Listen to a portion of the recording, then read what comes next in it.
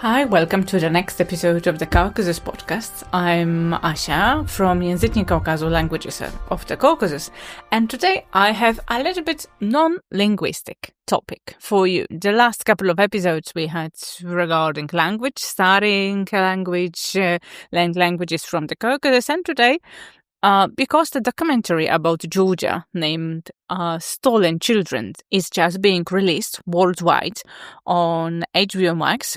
So in today's episode of the Caucasus podcast, we'll be discussing this film directed by Martyna Wojciechowska and Jowita Baraniecka, the initial reactions on its screening during the cinema premiere, and briefly we'll discuss the topic itself.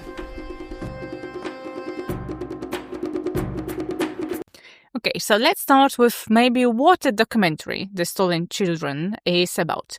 Maybe you haven't heard the story at all, so that may be a good introduction. So the directors tell us the story of renowned Georgian journalist Tamuna Musaridze, who after the death of her parents finds out that she was adopted and wants to learn anything about her origins, birth parents, etc. During this research, she discovers as well that the adoption, let's call it outside the state system, has existed in Georgia for decades, and that many newborns placed for adoptions were actually stolen from their mothers after birth. Young mothers were told their children had died. So if this piece of information leaves you with more questions than answers, I do assure you that the documentary, Stolen Children, will help you answer them, or at least learn a little bit more about the context of Georgian reality. In the documentary, Stolen Children, we also meet Amy and Ano, two girls who didn't know each other, found out each other through social media, and they get to know each other through social media, and discovered, because that was one of the reasons why they started talking in social media, they discovered they were not only adopted, but they were sisters, twins, because they noticed they look exactly the same. And they discovered they were separated in the hospital at birth, stolen from their mother. And their biological mother was convinced her children had died shortly after birth. So she too, in that time, was in coma due to postpartum complications, and then she was told during that time her children had died. We also learn that their cases are not isolated. Tens, if not hundreds of thousands of Georgian families are in a similar situation. And I do remember reading about this story for the first time in the Georgian media, when it hit the media a few years ago, and then a BBC program, maybe you've watched that as well, has aired and about the activities of Tamuna Musaridze and also Amy and Ano, and Tamuna Musaridze's foundation, which is called VEDZEP, and she also has a television program of the same name. Each time, the story evokes shock, sadness, compassion, and many other emotions, encouraging as well more and more Georgians to break the taboos and search for their biological parents, or demand answers about whether their children were truly died at birth or just a few days after, as they were told dozens or even decades ago. The documentary Stolen Children itself isn't a summary of the stories that were already published in the other programs heard, etc. What I do really appreciate about this film, this documentary, is the added Georgian context of the Soviet era and the periods after the collapse of Soviet era and what was going on in Georgia. It doesn't mean, of course, that it is any kind of excuse or it is whitewashing the people involved in this practices, etc., or explaining their activities.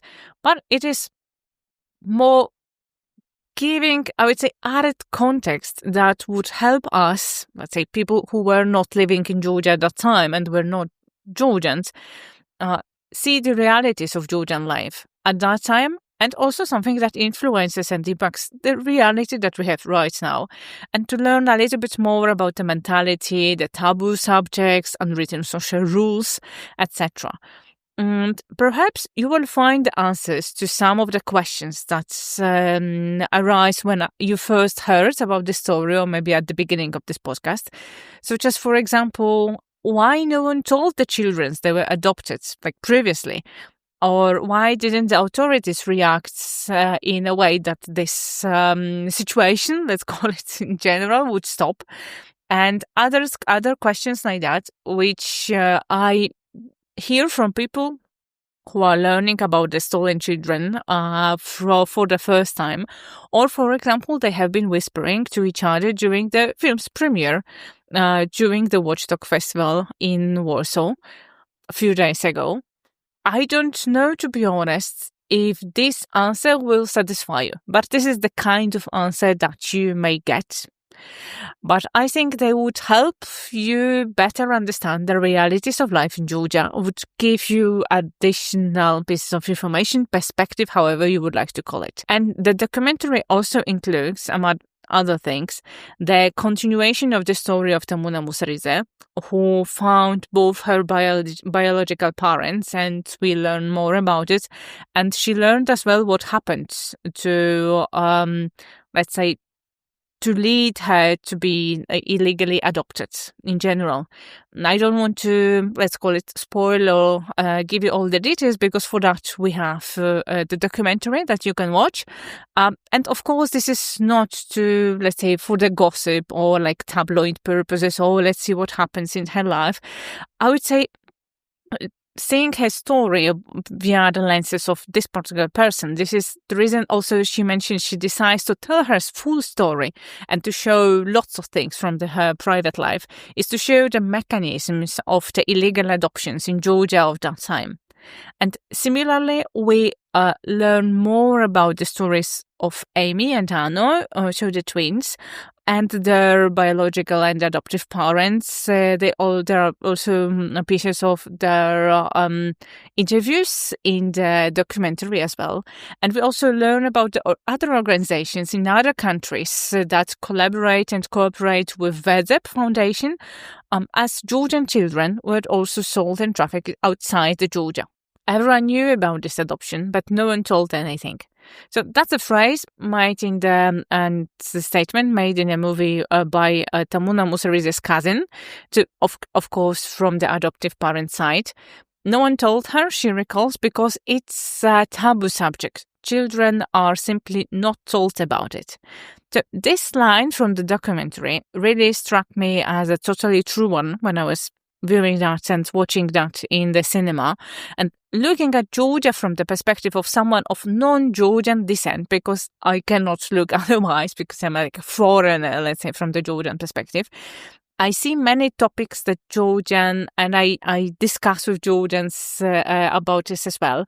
There are many topics Georgia are simply in Georgia not talked about, or that this is something that we are not doing. These are not done. And that's it. We can judge all we want if we need to, like from our, let's say, our countries of origin perspective. I really try hard not to. And it's simply, I would say, part of the way of thinking and behavior in many families. There are many taboos, there are things and unwritten rules in many communities in Georgia. And the reason why it happens and what is the potential root cause, for example, of it is the story for a separate episode, definitely. That's not something that we'll be covering today. But if you'll be interested in that, let us know in the comments or just drop us an DM so that we know that you're waiting for something like that. Because in general, this is an episode, if we were to prepare it, we want to do it based on the facts and the research results, not assumptions and the fact that we know two people who do that. Yeah. So if we are talking about the facts, it's a fact that Georgia has been slowly changing socially, and the Georgian society has been changing slowly over the past decades. And gradually, there are fewer taboo topics, or I would more say those taboos are slowly being discussed. So it's not that they are disappearing, but slowly we are talking about this, sometimes quietly, sometimes just within the family, sometimes more widely.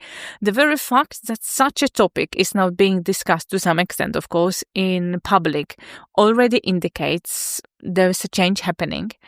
Similarly, the adoptive mother of one of the twins, for example, she recalls receiving information from a friend who was working at the time in a hospital and really wanted to have a child, and she couldn't on her own. And so she got information that there is a child. The newborn was placed for adoption. She got some pieces of information from this friend. That is what she was told. So she didn't ask for any additional details, etc. Because in Georgia, we can still observe the importance of unspoken social relationships or connections, or this is something that is unwritten, but everyone knows about it.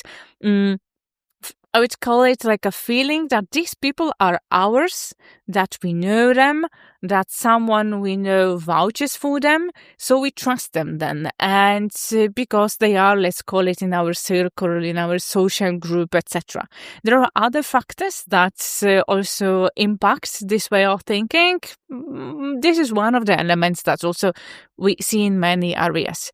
From the stories of other families as well, we learn that even when they wanted to inquire more, back then, decades ago as well, they didn't receive full information. For various reasons, then decided not to ask any more questions and just stopped and said, okay, this is all we could get. And I do encourage you to watch the film, to learn more and to learn the details and maybe form your own opinion before judging and thinking about it right now.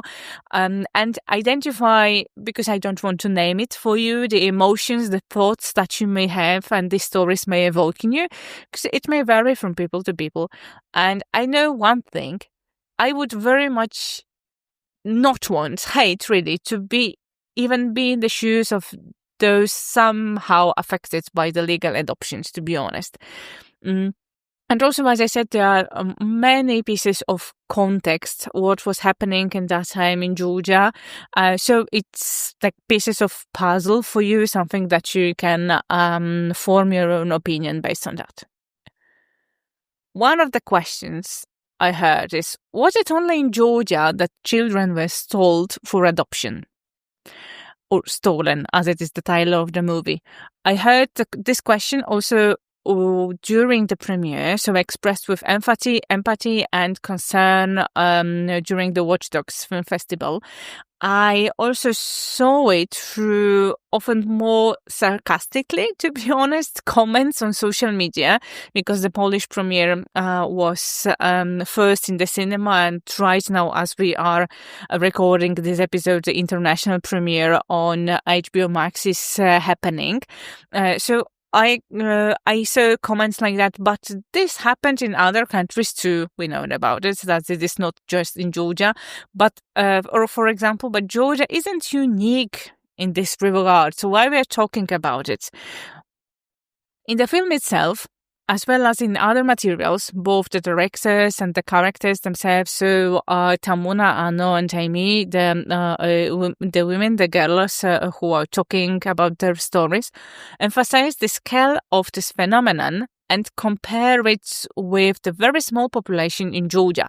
So according to their estimates, as many as 100,000 families and children could be affected, and Georgia currently has 3.7 million of citizens.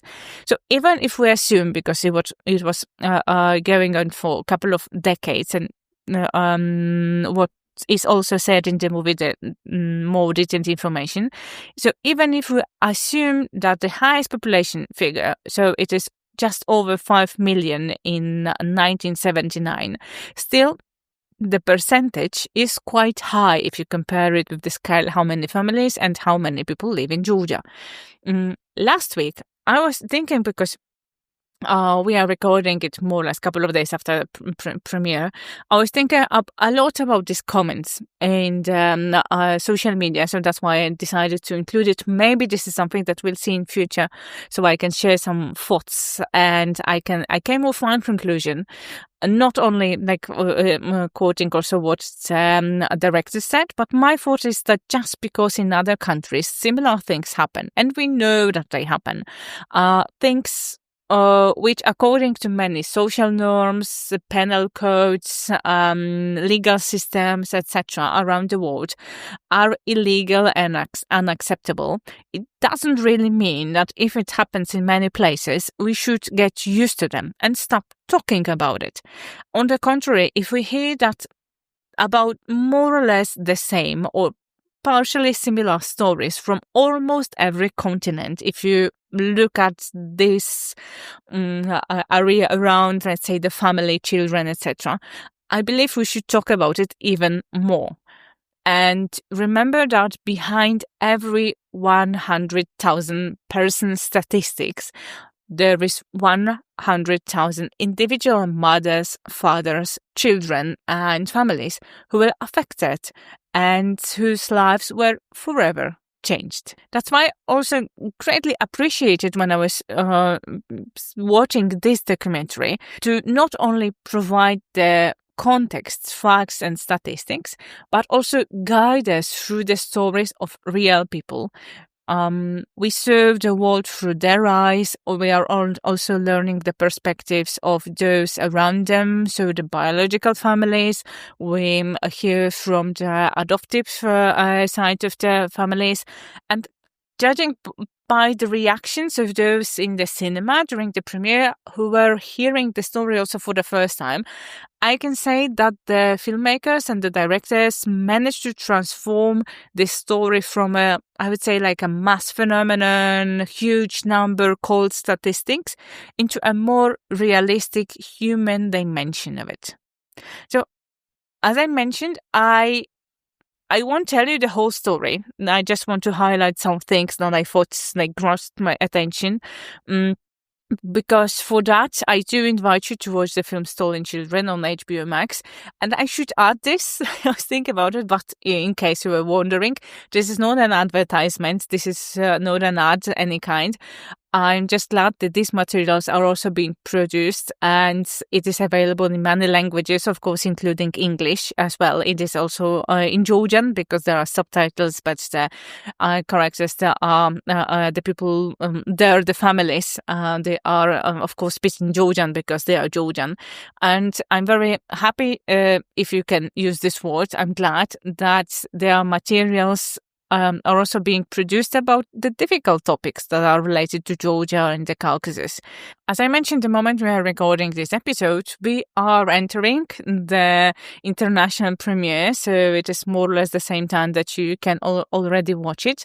And we'll be also investigating, looking at it thoroughly, how this document, currently available worldwide and in many languages on one of the most popular platforms in the world, influences public debates, also in Georgia, and maybe somehow impacts Georgians themselves, both in Georgia and also abroad.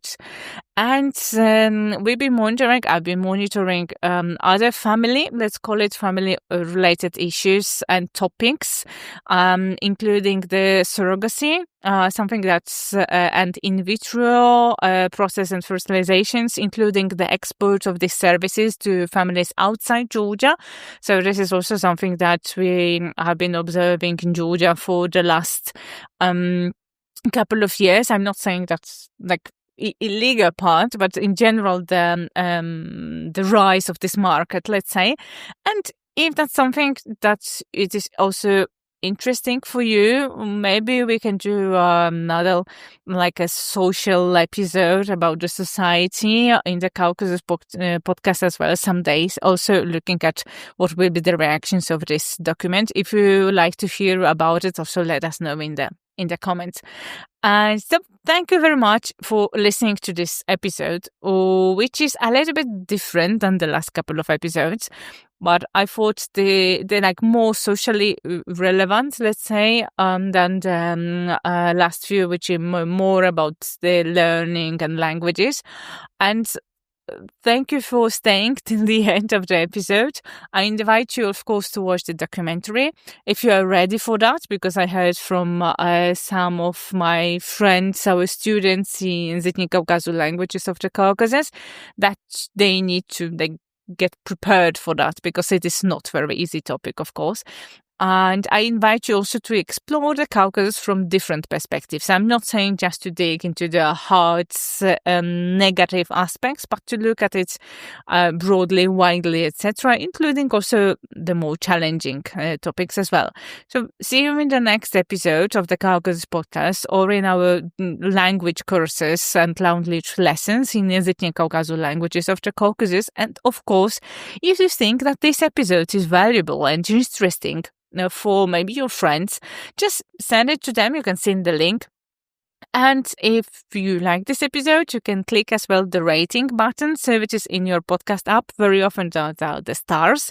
So it is kind of a feedback that we get. You also get and add the comment, or click that you like it. If you can use word like that within the topic that we are talking on YouTube, because the episode you can find also on YouTube. So this way, the algorithms, because this is the reality we live in right now, will know that this is something that is interesting for you, and that may be something interesting for other people. And there is a greater chance that you will get also our new episodes faster, you will not miss it, and that the others will listen to it too. So thank you very much, and see you in the next episode. Bye bye.